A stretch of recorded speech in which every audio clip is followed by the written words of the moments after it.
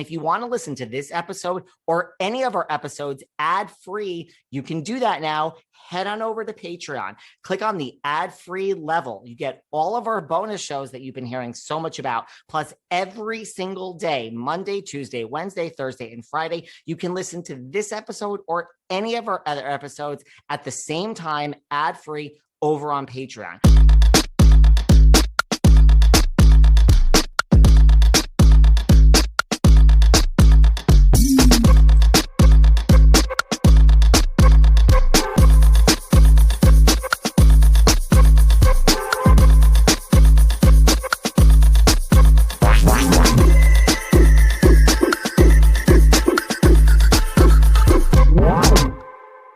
Selling Sunset Season 4. Did you guys love it as much as I did? Anyway, here's another two-part chat that I want to share from way back. Well, not way back, but prior to this season. It's on our back feed. Before Jason and Chrishell were together, before Christine was pregnant, before everybody hated Christine, before Emma joined the group. Did you guys like this season of Selling Sunset? I loved it. I have a friend who told me she thinks Christine is the most vile person ever after watching this season. And I don't know. I think it was kind of like the Mean Girls against Christine. I mean, kind of had a moment of feeling sorry for Christine, you guys. Anyway, here's our chat with Amanza Smith. And yes, we talk all about when she dated Taye Diggs, and we just cover a lot. I don't know. I think Selling Sunset is one of the best shows ever. And have you guys seen the trailer for Selling Sunset Tampa? Oh my God, it's going to be so good. So stay tuned. It might be the day before Christmas Eve, but you know, here I am working and I feel it's a good day. Amanza is so sweet and nice that we needed that. It's the holidays, guys, so enjoy. Hey guys, this is David. Welcome back behind the velvet rope. Let's just get right into it today because we are joined from 3,000 miles away by the one and only Miss Amanza Smith. Hello. Hi, the one and only. I like that. Isn't that a nice introduction? I think I might be. Like, my email is just like my name. I have a really good, a good name for that kind of stuff. Like Facebook is just Amanza Smith. No, I didn't mean to cut you off. Now, were you born Amanza with a Z? Because I am convinced you were born Amanda. That's just my own backstory. No, I actually was born Amanza with a Z, and I was named after my mother's mother. So I had a white granny named Amanza in Southern Illinois. Yeah, it's a real thing. Does everyone think that you changed your name? And there's no shade in that. I just assuming. Because of where I live and the industry that, I started out in, yeah, because everybody changes their name out here. I'm like, no, I really didn't. I think that because, my granny was old, right? So that was a pretty hip name for like an old white lady in the Midwest. And she had a sister named Ethel and a sister named Dalius. So I'm like, did they just caught off guard and the D turned into a Z on accident back in the day when they were like with their quill and their pen writing out the birth certificate? Maybe it was supposed to be a D and it just looked like a Z. Dalius is a cool name. Well, they called her Dally, and it just was, when I was a kid, I didn't think that even Amanza was a cool name. It was weird, And now you're just like, it's a really cool name. Now I like it. Yeah, I might just drop my last name and just be Amanza.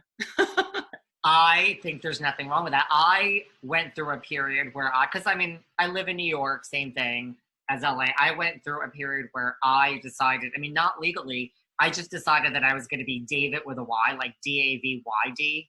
I was like a total douche. Were you in elementary school? No, this was like... No. You're like, this was last month. This was like maybe 10 years ago, and I just figured, I don't know. I had I don't even know what it was, but a semi-midlife crisis, I guess. And I was like... Well, it's okay.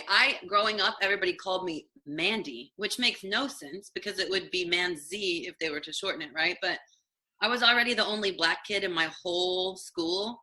So I also didn't want to be Amanza. It was like, no. So they would just call me Mandy. And I pulled what you did. When I was that wasn't even my name, first of all. So I guess I could spell it however I wanted. But it went from Mandy with a Y to Mandy with an I in second grade.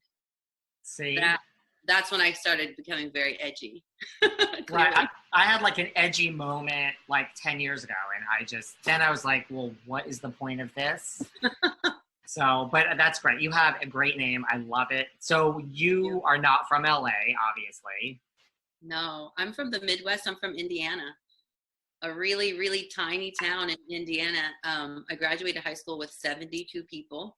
Wow. This 72 people that I started kindergarten with. As I mentioned, I was the only Black kid, and I'm mixed.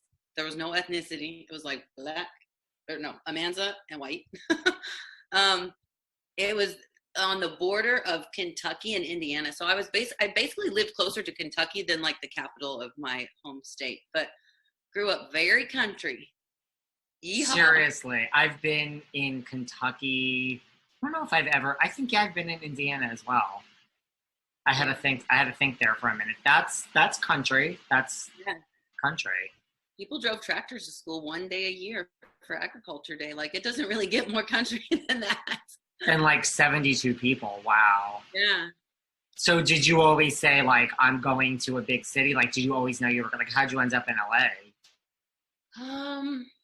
I think, I didn't know I didn't know forever that I was going to end up in LA, but I know.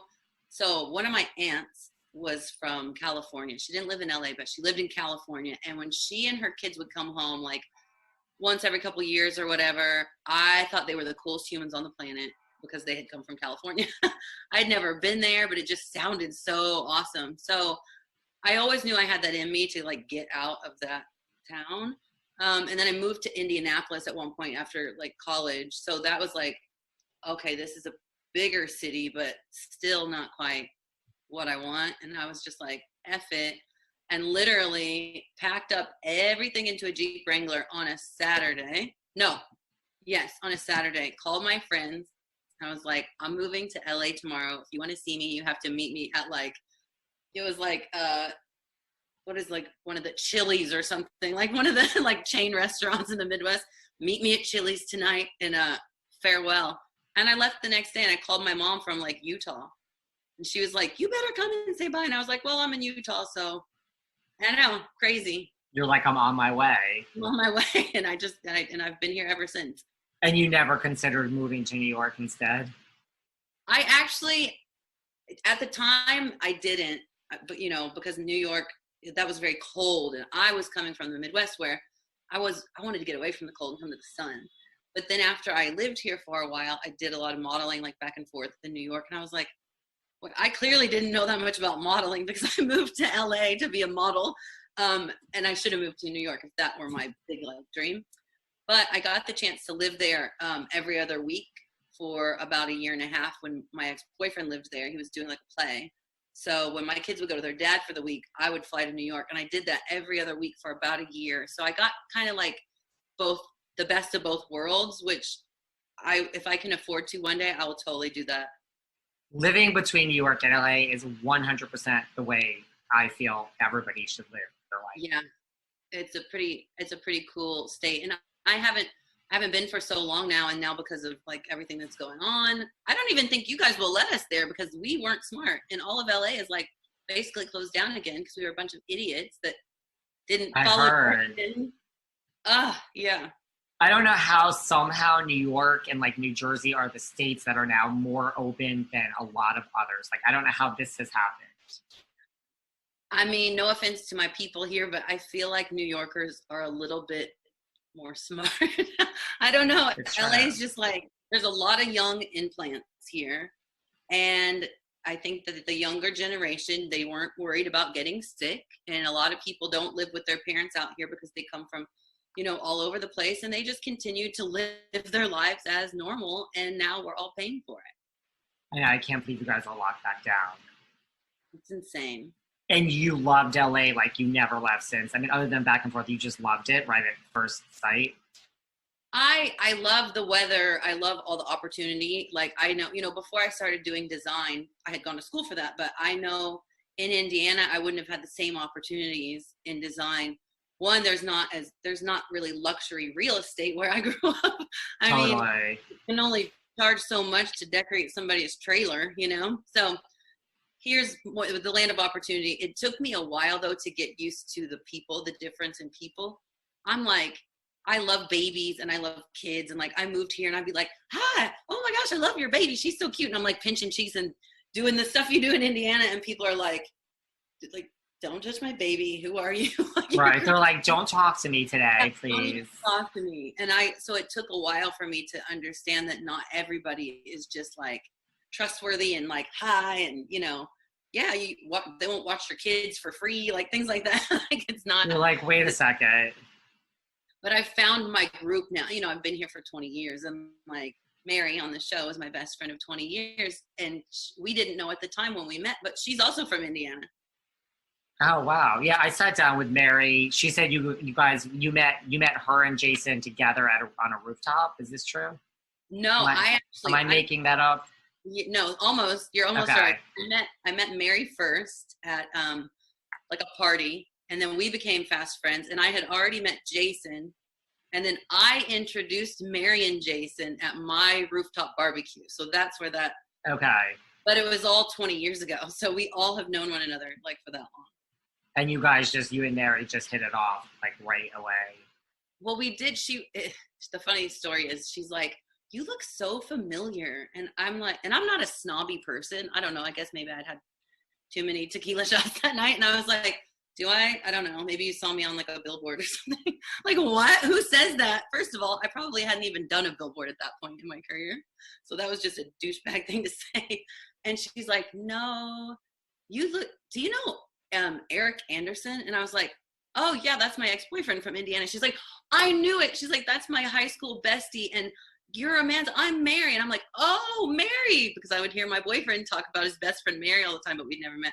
So then I felt like an idiot, and we were just like this ever since. We moved in together, I think like a month later. We were roommates. Like we've been through everything together. That's so funny. And where did you meet Jason? I met Jason and Brett they used to have this like massive mansion on the hill, in the hills, and they lived there together, and they would have like a blowout Super Bowl party every year. And so it was the year I had moved here, and I had a mutual friend. I had made a friend that knew them, and so they invited me to this like Super Bowl party, and I'm like, okay, cool. So I met them at their house on Super Bowl Sunday, however many years ago. And you just hit it off. Yeah, I mean, we had the same group of friends, so they were just always around. And then Jason and I specifically, like, we got closer than Brett and I. Brett wasn't quite as social, and Jason's a little more social. They are both now, but back then. And then Jason, he's known my kids since they were babies. They're Uncle Brett and Uncle Jason. So yeah, wow. We're just one big crazy family at the Oppenheim Group. Apparently, and you are the one responsible, I guess, for Mary and Jason dating then. Yeah, I don't know, is that a fortunate or unfortunate? Probably fortunately. Yeah, at this point it's a whatever, but yeah, that was my fault. Were you shocked, or are you one of those people who are like, oh my God, my like two best friends are dating, like what the hell's going on? Well, at first I thought it was the coolest thing ever. And I was like, why didn't I ever think of this? Like, this is genius. But Mary was in New York, and, we lived here. And so I literally flew Mary to LA for her birthday. So, today's her birthday, by the way. Happy birthday to Mary. She's 40 today. Woo-hoo, she's old. Happy birthday to Mary. I know. She looks amazing, right? So Amazing. I flew her out for her birthday so she could hang out with us. And I said, we're going to go to dinner with my best friend, Jason. So she's like, I think I met him like 15 years ago at like your barbecue or something, right? And I was like, yeah, totally. He has a twin brother. She's like, okay, I kind of remember him. So we go to dinner, and then, we go home, and the next day I had a photo shoot. So I had to get up early and bounce. But Mary was supposed to be going to the airport and like leaving. So I had like a break on my shoot, and I'm like standing outside, and I call her. I'm like, everything cool? Are you at the airport? And she's like, I'm at the pool with Jason. And I'm like, what? I go, what are you doing? And she's like, I don't know. I think I kind of like him. And I'm like, what? You're crazy. And then she ended up staying like 2 more days, and then flew home to New York, quit her job, packed up everything, and he moved her in with her. Like, 2 weeks later, and they dated for like, I don't know, close to 2 years or something. It was insane. I'm like, what is going on? But then when it didn't work out, he was like, here, go live with Amanza. And all of a sudden, Mary and her dog show up on my doorstep. I was like, okay, I guess we're roommates again. And like you guys all remain friends through all that. So that says a lot. Yeah. It was difficult at first because when they would have a fight, it was like, like, you know, now Mary's like, you know, living with me. And then if they would have like a fight or something, I'm like, this makes it very awkward to me. And I was always team Mary because I'm like my girl's girl. But I think I had to miss Friendsgiving one year because I was so upset with him at one point. And I was like, I'm not going to go to his Friendsgiving. You can be fine with him. I know you guys made up, but that doesn't mean I'm still not mad. And like, they had totally made up, but I was still upset. So I had to like sit home and eat, you know, by myself. That's so funny. And you guys have matching tattoos? We do. And they're terrible. They're Mary, no, I thought it was cute. It was like, it's small, right? Well, Mary showed it to me. It has meaning, which is nice. These are the coordinates of the address that we met. So we knew that we could remember the exact apartment complex the party was in.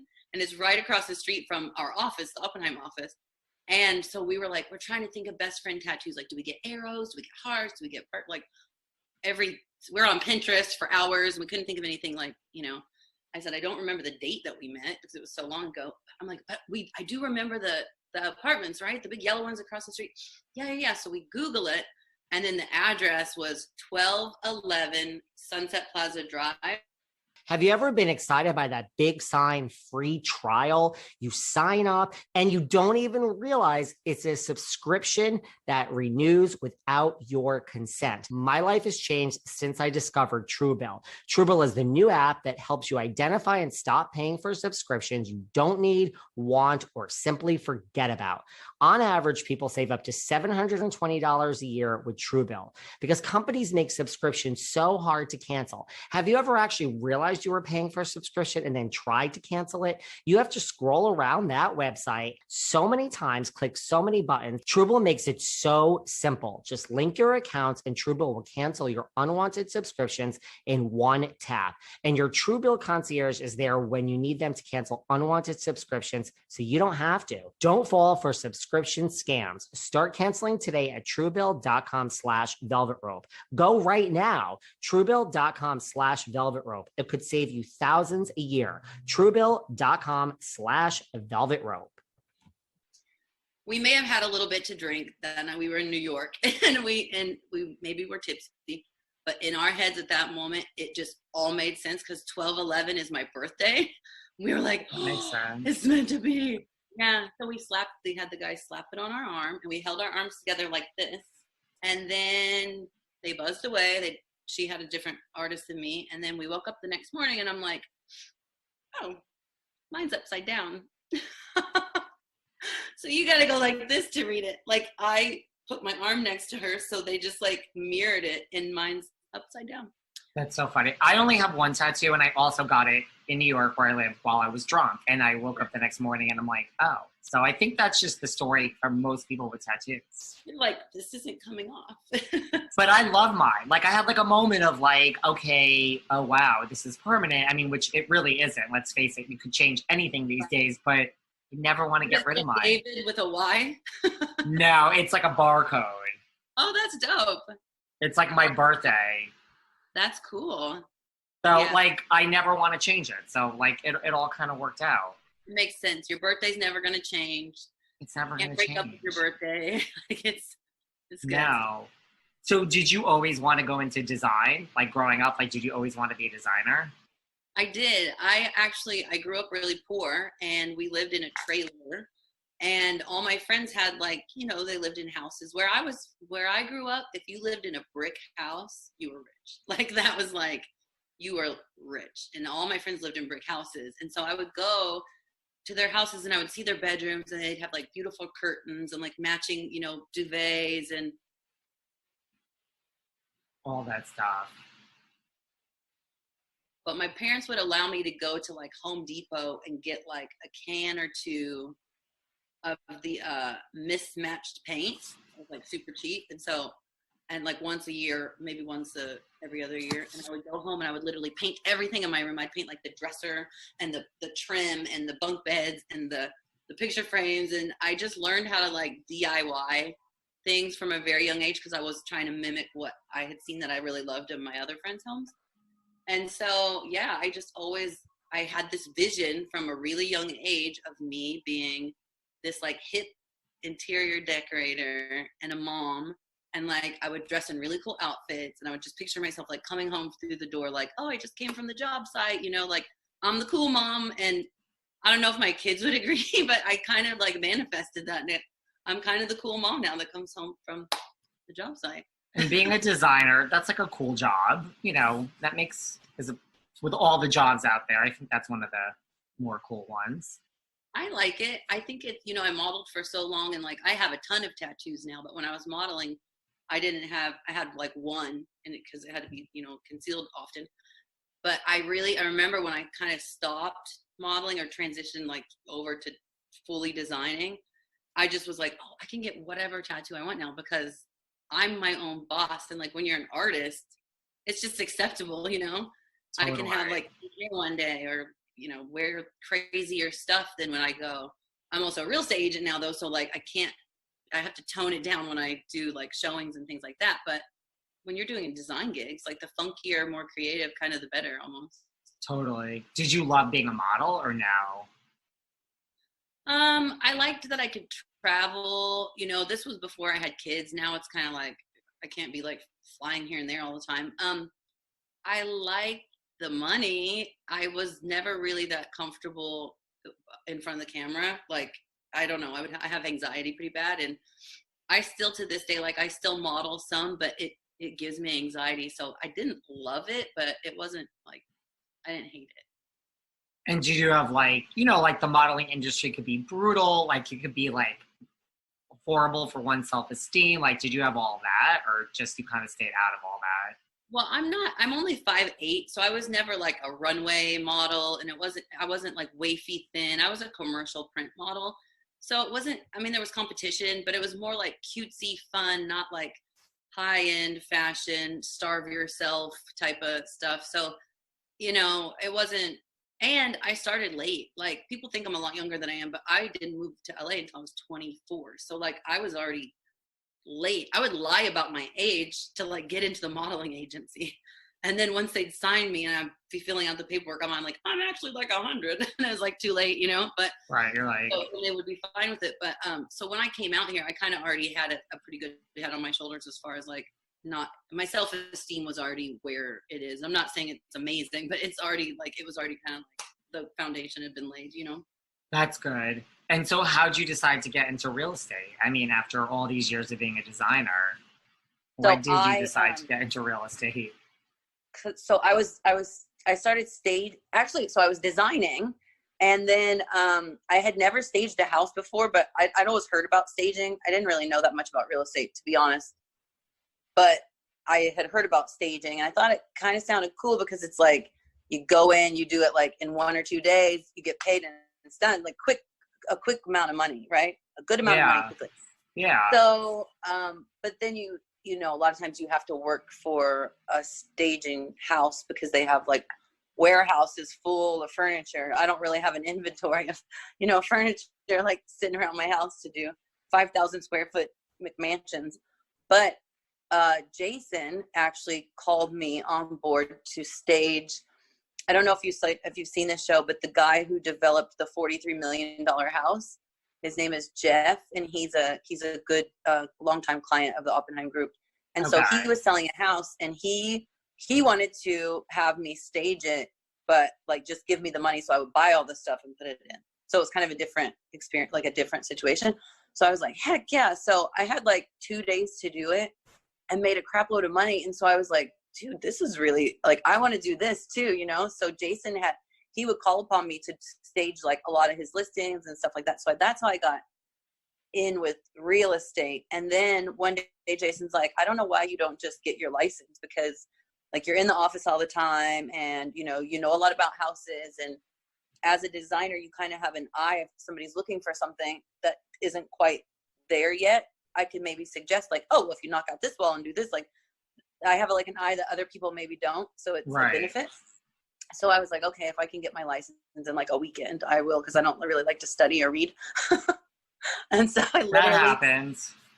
And I literally took a crash course on Saturday for 9 hours and on Sunday for 9 hours, and then took the test on Monday, and I passed. So I was like, okay, I guess I'm a licensed real estate agent now. And that's where that's how it came to be. See, did you ever think knowing Mary and Jason would lead to like business opportunities? Maybe with Mary. I never thought about it with Jason, because, you know, when Jason and I, when we first met, he was an attorney. He and Brett were attorneys. So yeah, I never thought I would work with him in any capacity. Mary and I modeled together back in the day, like a few times. And she's very good at like, styling and design as well. I mean, that's not what she chooses to do as her profession, but she's good at it. I think she would be just as good as me probably if she really wanted to go that route. So I kind of always thought we'd maybe work together somehow creatively, but I never thought selling houses. Like I never saw myself selling houses. Do you love being a real estate agent now that you've had your license? Or like, do you miss design? Like, do you do both still? Or I do both. I do more design, to be honest, right now, because I'm still so new. And then like with COVID and everything, I haven't been able to go out and like procure my clients. You know, I still have to like build my clientele.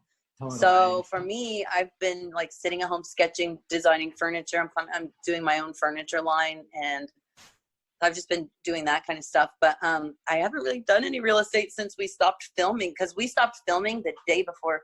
Like my last interview was 24 hours before the lockdown. So we got so lucky. Yeah, we got lucky, or else we still would be waiting for our show to come out. And you had season 3 like in the can, so like that, it all kind of worked out. Yeah. So season 3, August 7th. Yeah, we're gonna get into how I feel about the show and everything.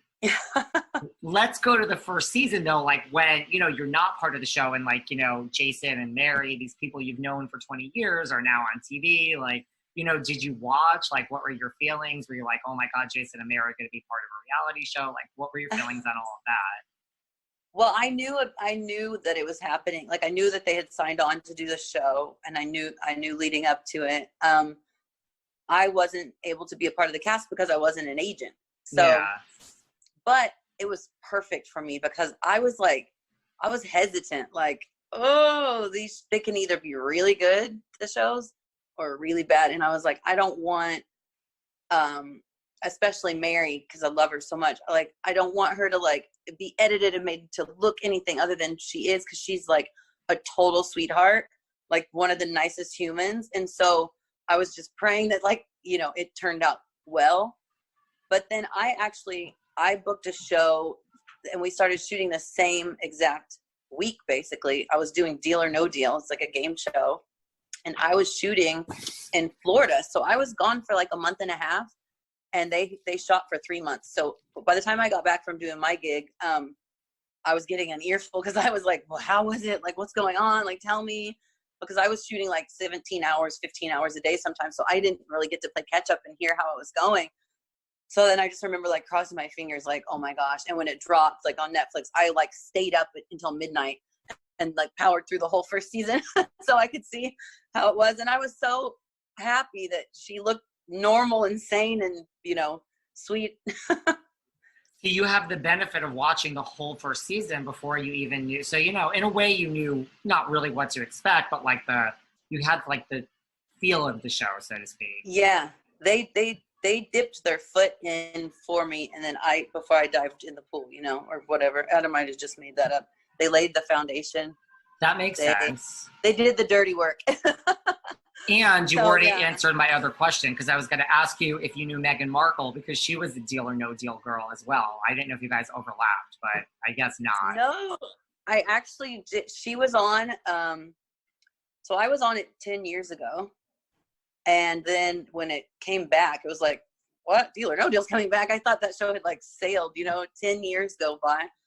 And then I was one of 3 of the old like girls that had done it before. There's 26, and there was 3 of us that had done it before.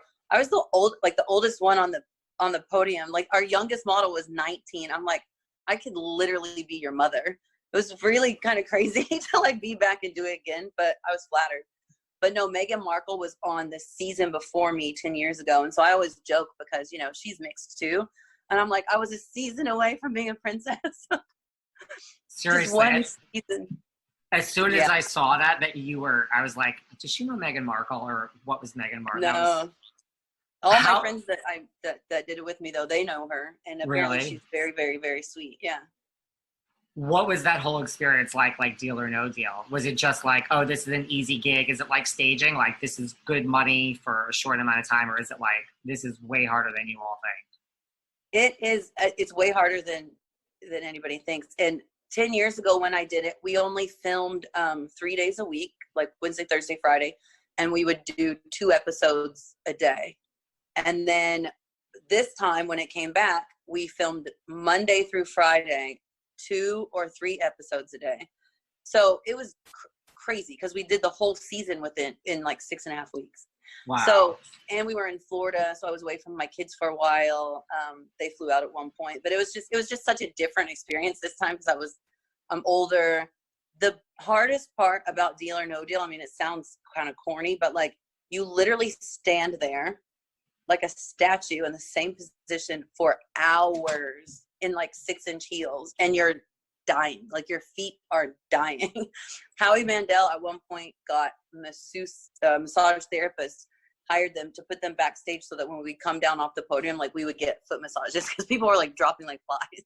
This podcast is sponsored by BetterHelp Online Therapy. Check out betterhelp.com/velvetrope. You may not be feeling down and out and depressed or like you're at a total loss, but if your stress level is high, your temper is shorter than usual, or even if you're starting to feel strain in any of your relationships, you could probably use the chance to unload. Talk to someone who's completely unbiased. BetterHelp is customized online therapy that offers video, phone, and even live chat sessions with your therapist. It's much more affordable than in-person therapy, and you can start communicating with your therapist in under 48 hours. Unload the stressors and get some unbiased feedback. This podcast is sponsored by BetterHelp, and Behind the Velvet Rope listeners get 10% off their first month at betterhelp.com/velvetrope. That's BetterHelp.com/velvetrope. BetterHelp.com/velvetrope.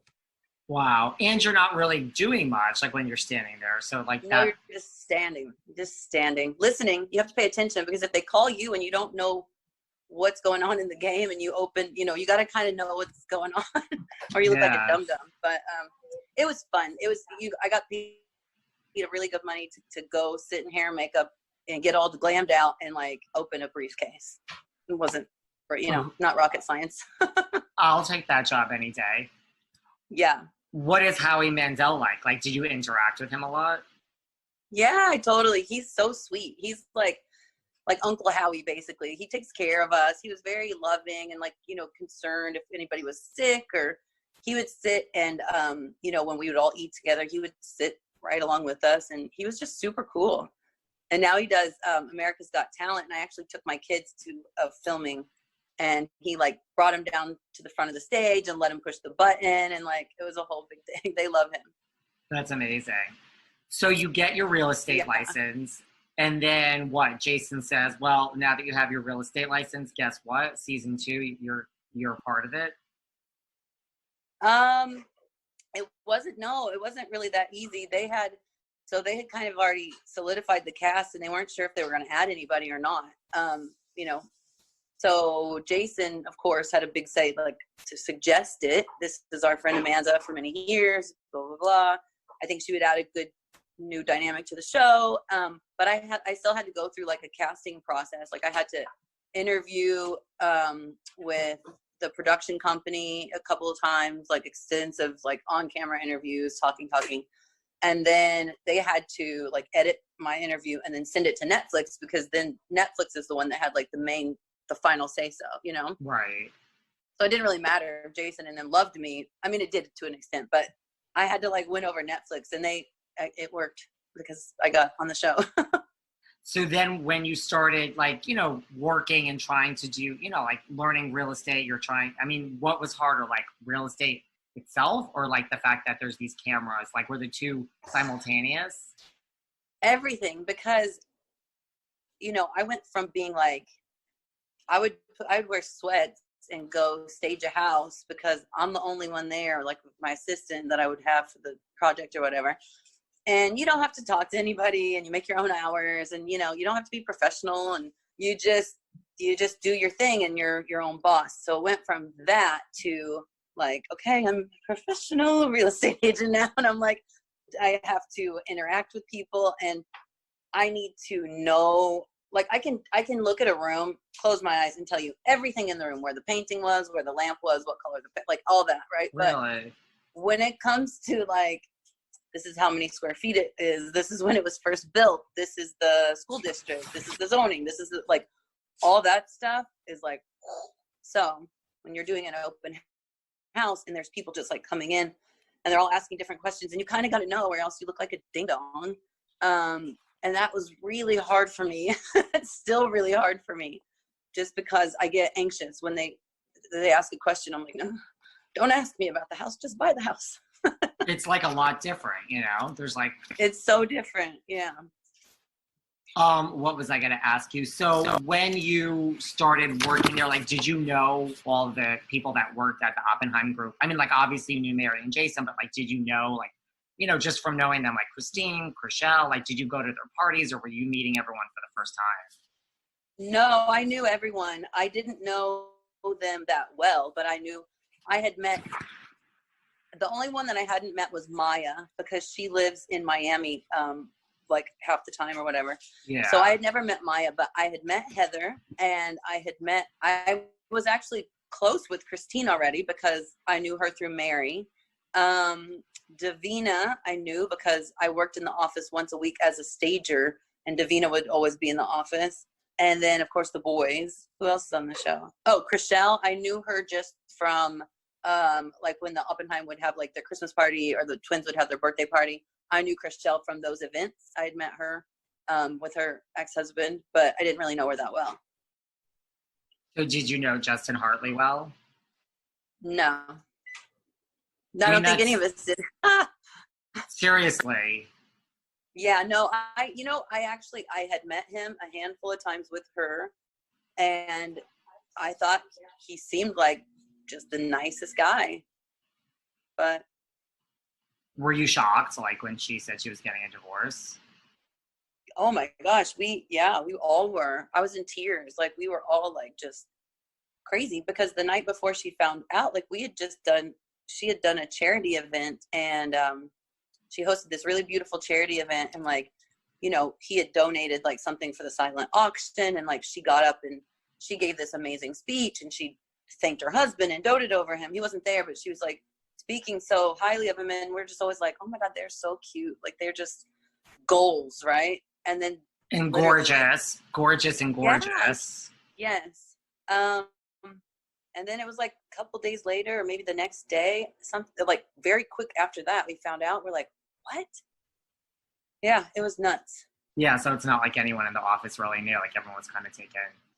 No, nobody knew. And you know, I'm a little bit disappointed because I read an interview by one of our other castmates recently, and it sounded as if she really knew anything about that relationship. And I have to tell you, that's absolutely false. Nobody in the office knew.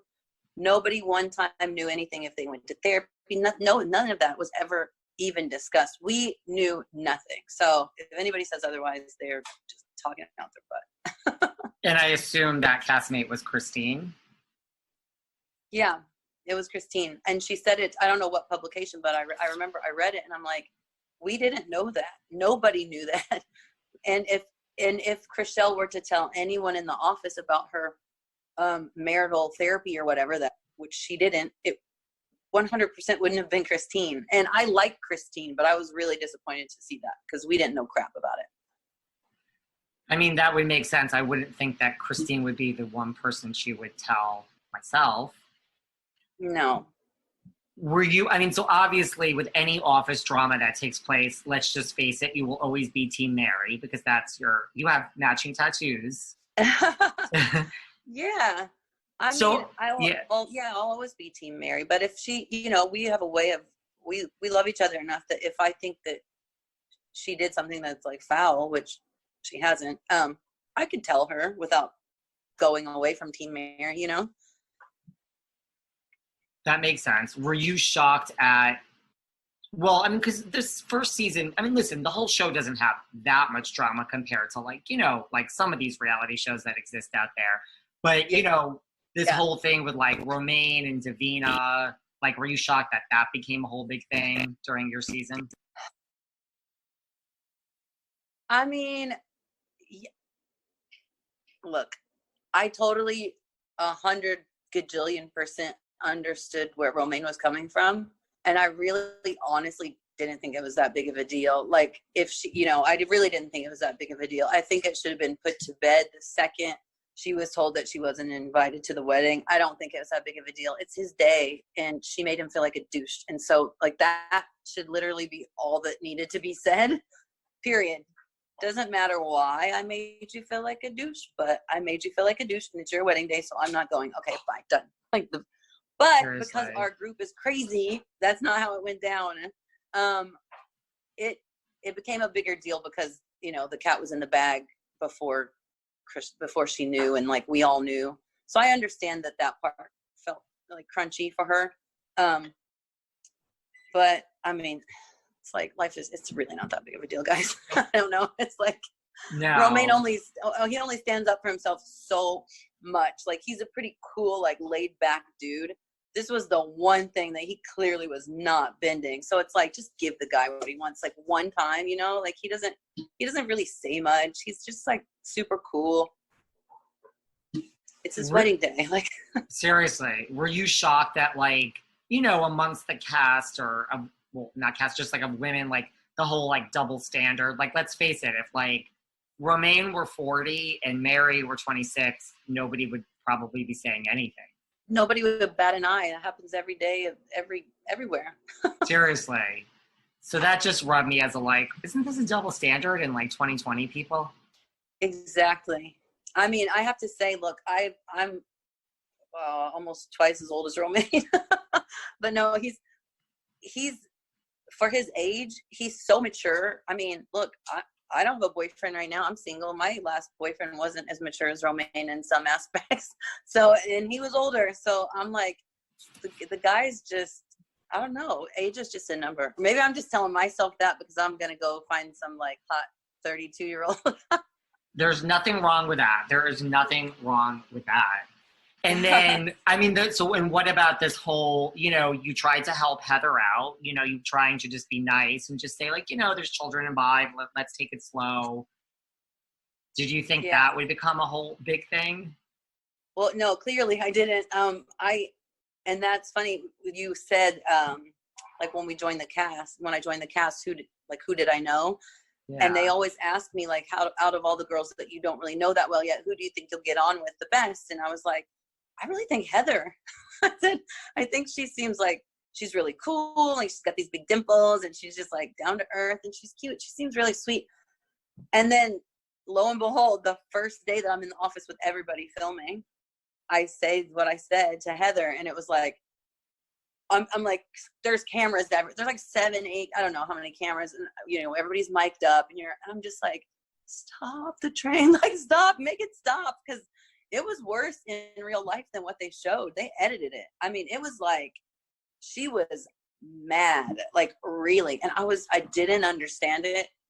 We, have since clearly like squashed it and we worked it out. And now I couldn't be more happy for her. She just got engaged. Like we were setting a FaceTime play date. We wanted to have a FaceTime play date for her stepdaughter or her fiance's daughter and my daughter, because they're the same age. Like we're talking about getting the kids together. Now we're just moms together. But it got off to a rocky start for sure. Were you shocked? Were you like, wait a second, like this is all on camera? Like, cause that's nerve-wracking. Like you have no control over the editing and you're there like your first 3 seconds and you're like, it was my first 3 seconds. Yeah, you're like, how am I in the middle of like major drama, which is going to be on Netflix now? Yeah. And the thing is, like that day, we were supposed to be focusing on, I can't remember who was, somebody had either closed a big deal or they were in the middle of like a deal. So they were going to, having this conversation with Jason, like explaining it to him, and it was supposed to be like a really happy moment. And then we were all just kind of talking in the foreground or the background. And then all of a sudden our moment was like, wow, like loud. And they're like, what, guys, we can't even hear, like, we're trying to have this like meeting. And we were going at it. And I think it kind of took over the whole scene. But yeah, when I said it, it was like, it was supposed to be, I don't know. I'm like Mama Manza to the group, I'm the only one with 2 young kids, single mom. I've known everybody for 100 years. I'm very like nurturing. Like they call me like Mama Manza sometimes. So I'm like, I'm going to join this cast, and nobody's probably even going to like follow me or like me because I'm so boring and I don't bring drama, and I'm never going to be involved in any drama. And then the first day I was like, oh shit, this is how that happens. Like, is how it happens. You're like, welcome to reality TV. Yeah. We all have more drama in our lives than we know. We just don't all have cameras following us 24/7. Seriously. Do you know Tarek? I've met him at maybe twice. I met him at Christine's wedding. And I met him at maybe Christine's engagement. I met him at a couple of events. He's very sweet. Yeah. I've not seen the girl not smile since the day we had our fight. After that, I haven't seen her not smile. They are like gushing over one another every second. It's the cutest thing. Maybe we'll see him on Selling Sunset in future seasons. I don't know. Maybe. I think it's just because he's on another network. I think it's more that than not him not wanting. But they have a beautiful spread on people.com right now because they got engaged this weekend on their 1-year anniversary, and it was so cute. Like, I'm drinking my wine. My kids are in bed. I'm drinking my wine. I'm looking through. I'm like, look how romantic. It was like the most, or no, I'm scrolling through my phone. They were documenting it. It was like a boat and a catered dinner with their pictures on the menu. And it was like this whole thing. And I'm like, where's my Mr. Right? Right. You're like, this is just too happy here. Like, I'm not sure about this. And like, they're again, not that life is all about looks, but another like gorgeous couple. I know. They're like a walking like Calvin Klein ad. Mm-hmm. Yeah. Who like kind of, besides Mary, like took you under their wing, just from like, not even real estate, but like a filming of like, come on, this is what you could expect the most. Well, Jason was really supportive. He's like, because he knows I have anxiety really badly. And like, just in the office when we're just doing our regular work, I would just get like this weird, like, feeling. And I almost felt like I was going to look so awkward on camera because I knew the cameras were there. So I just wasn't really being able to be my authentic self always, or at least that's how it felt inside. But they were really cool. They're like, we all felt that way first season. You're going to loosen up. Eventually, you're going to just totally forget that the cameras even exist, which I don't think I ever forgot that. So much that like I would get in my car at night and be like, like to drive home from set. Watching? I'm like, am I mic'd up? But can people hear me? You get like paranoid. It's like PTSD. Yeah, seriously, it's from reality. That should be like a category. Well, they have like, if you're on like Survivor or Big Brother, like when you get voted off, like you go right to a psychiatrist. Like, I mean, are you like, serious? Like Survivor, I don't know how it works, but like in the back, like I think before you either go on the jury or like, just to like talk it out. And yeah. And Big Brother, maybe we should get, if we get a season 4, we should get a therapist, just an O group therapist. We all just have one family therapy session a week to like keep us in mind. That would be kind of a cool dynamic to the show. Just to be like, this person needs to come in and like work out. Yeah. Who like hazed you the most? Like who was just not as like, come on, was anyone like just like, why do we have a new cast member here? Like what the hell is this?